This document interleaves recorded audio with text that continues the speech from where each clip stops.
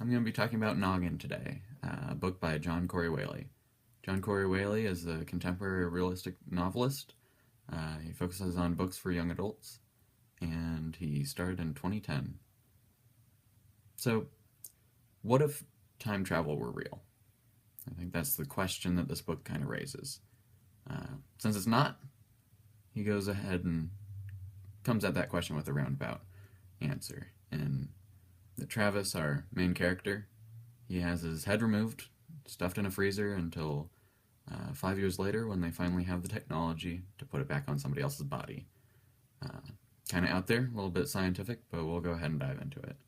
So, Travis is still 16. His mind hasn't changed at all since it's been removed and put on somebody else's body, but he has a lot of different things happen around him. His friends are no longer his age. His parents are in a bit of a different state, but he comes out of this, wakes up, it's almost like it's just been a second for him, but in actuality it's been 5 years.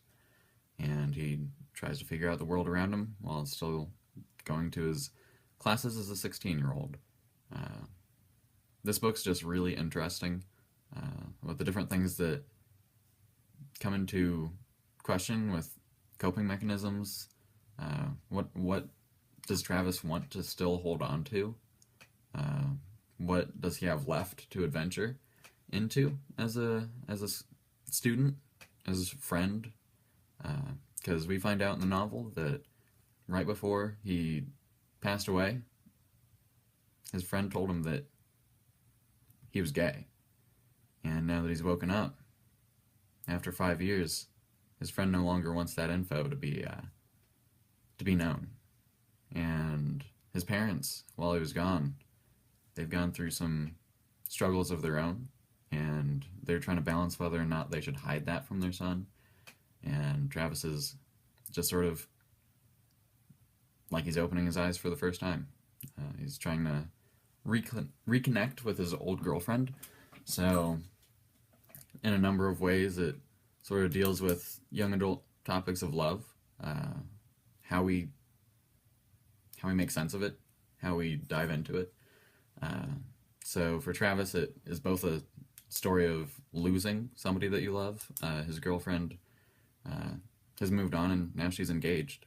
So he's sort of trying to balance out whether he wants to reconnect with her, whether she wants to reconnect with him, because they did have that true love that you always see in novels, but now she's engaged, so she has different responsibilities, and he has to balance that out as a 16-year-old, trying to make sense of it while she has about 5 years of experience with relationships. So there are definitely some questionable actions that he takes in his story, but the way it's written, it's very, very funny.